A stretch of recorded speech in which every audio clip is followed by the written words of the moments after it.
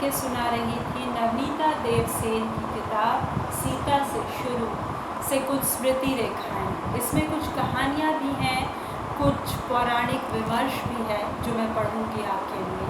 जैसे इसमें एक विमर्श है, एक चैप्टर है सीता का पाताल प्रवेश, जो कि रीइंटरप्रिटेशन है माइथोलॉजी का, और मैं बहुत चाहती हूँ आपको वह पढ़कर सुनाना।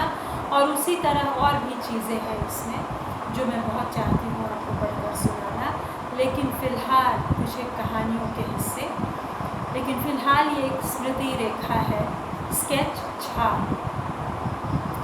हम सब शाम को शो देखने के बाद चाइनीज़ खाकर घर लौटे थे। पूरे मोहल्ले में एक अंधेरा छाया हुआ था। दरवाजे की घंटी नहीं बजी। बाहर से दरवाजे पर जितनी ज़ोर से धक्का मुक्की की गई, घर की ऊपरी मंजिल से कुतिया उतनी ज़ोर ज़ोर से चीखती रही। किसी ने दरवाज़ा नहीं खोला। मैं गाड़ी भी गैरेज कर चुकी थी। अब क्या किया जाए?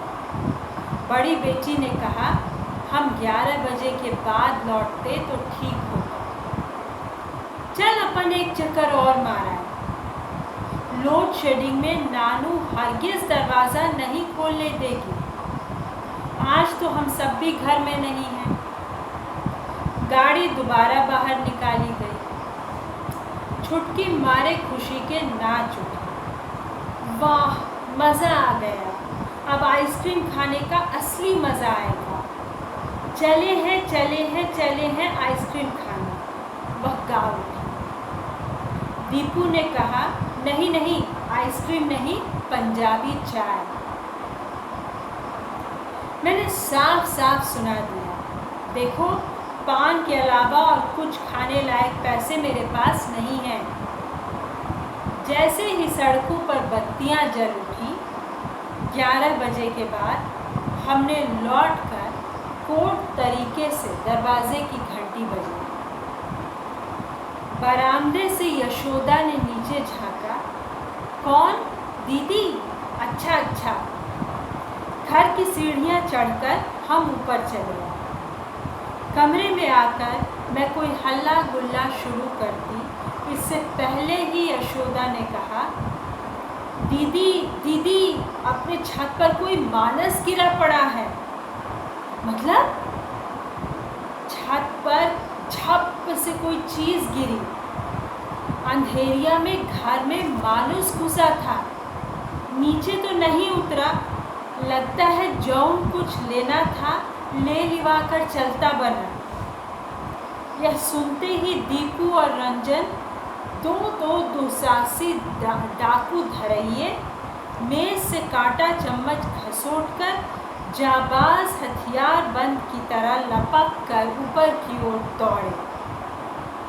अम्मू अपने कमरे से ही चीखती चिल्लाती रही, ऐसे मत जा बच्चा, ऐसे उन लोगों के पास छुरा कटार होता है। यशोदा ने शांत लहजे में कहा, ऊपर अब कोई नहीं है मां जी। हम बत्ती जलाकर चोरी अब ही देखी आए हैं। नीचे उतरकर वीरद्वय ने भी यही समाचार परोस दिया। दोनों लड़कियां इस हंगामे पर ध्यान देने के बजाय कुत्ते बिल्लियों को खिलाने में जुट गई थी। पता चला कुत्ते बिल्लियां गिनती में एक कम है।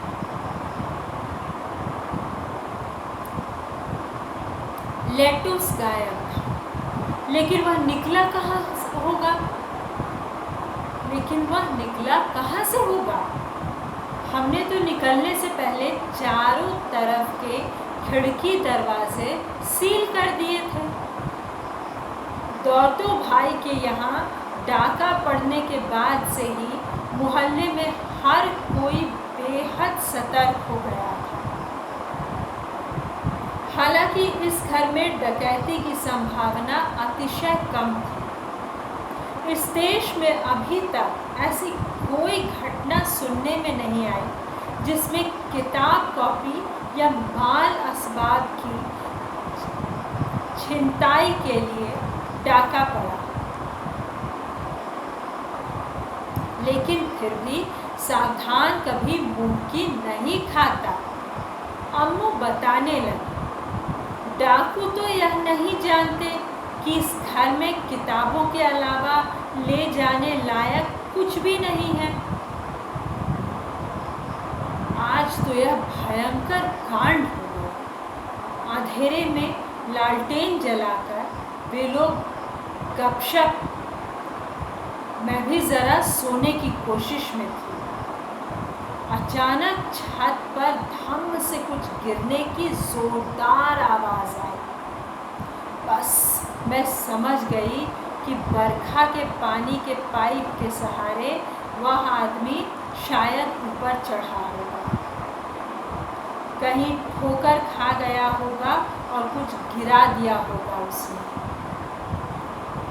मैंने फौरन इन लोगों से 3 कमरों के खिड़की दरवाज़ों की सिटकिनी चढ़ा देने का हुक्म दिया और चुपचाप बैठी रही। हाँ भैया, बाहर बाहर जो लेना हो ले जाए, कमरे वगैरह तो बंद रहें। ऐसे तो कुतिया क्या भयंकर चीखती चिल्लाती रहती है, मगर आज उसकी भी बोलती बंद हो गई थी। उस वक्त घर में ऐसा भी कोई नहीं था जो उसे बाहर ले जाकर छोड़ा। वैसे चोर डाकू कुत्तों को तो मार डालते हैं। सारे दरवाजे बंद करके मैंने सोचा थाने में पुलिस को टेलीफोन कर दूं। उसके बाद सोचा अगर लपक कर बरामदे से ज्योति बाबू के गेट पर तैनात पुलिसियों को चिल्लाकर आवाज़ दूं तो जल्दी मदद मिल जाएगी। वे लोग क्या हमारी मदद नहीं करेंगे? लेकिन ऊपर से फिर कोई आवाज़ नहीं आई। पैरों की आहट भी नहीं सुनाई पड़ी। उसके बाद ही बत्ती जल उठी। या तो वे लोग नीचे उतर गए थे या फिर ऊपर ही छिपे बैठे थे। पता नहीं डेंजर कटा या नहीं। यशोदा चाहे जितना भी बकबकाए, बेटियां बेतरह घबरा गई थी। उन्होंने उद्विग्न आवाज में सवाल किया, लेटूस कहाँ है? लेटूस कहीं नजर नहीं आ रहा है।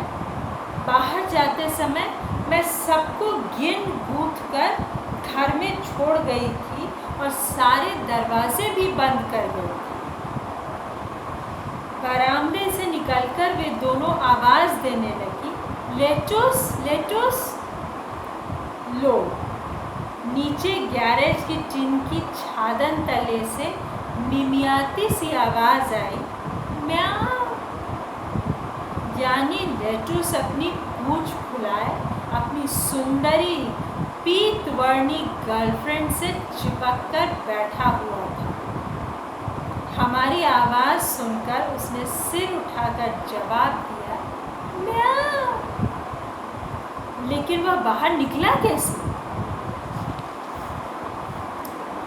चारों तरफ के खिड़की दरवाजे तो अभी तक बंद है। जब हम अंदर आ रहे थे उस वक्त भी तो उसको बाहर निकलते नहीं देखा। समझ गए, हम सब समझ गए।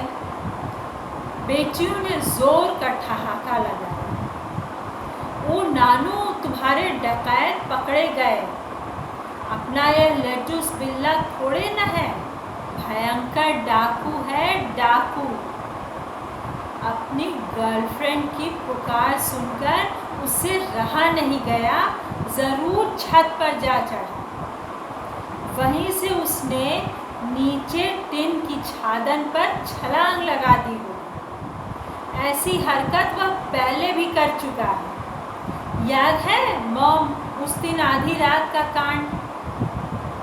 ओफो, इस कमबख्त लेटूस के इश्क की खुराफात के मारे मेरा तो दुनिया में जीना मुहाल हो गया।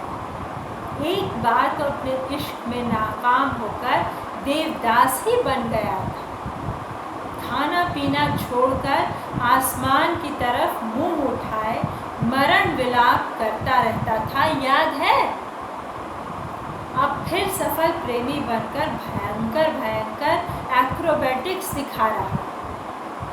उफ, गनीमत है मौसी को दिल का दौरा नहीं पड़ा।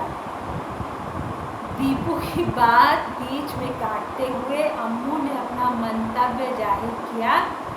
अरे बेटा, सफल प्रेमी बनने के लिए हर कोई एक्रोबैटिक्स दिखाता है। 16 साल के राम अगर शिवधनुष तोड़ सकते हैं, अपने लेटुस ने तो सिर्फ छलांग लगाई है। आने दो, वक्त आने दो, तुम लोग क्या करते हो वह भी देखूंगी। इस बीच बेटियों ने आगे बढ़कर दरवाजा खोल दिया। अपनी रूपवती प्रेमिका को अनायास ही टीन की छादन पर अकेली छोड़कर लेटुस ने फिर एक छलांग मारी और सीधे कमरे में आकर खाने की प्लेट सपोटने में जुट गई। अम्मू ने उस पर निगाहें गड़ाते हुए कहा, देखो बच्चों, यह भी जिंदगी की एक हकीकत है। देखो और सीखो, इसे कहते हैं दूसरा कदम। आशा है कि आपको ये अद्भुत रेखाचित्र और मेरा पाठ पसंद आया दोस्तों।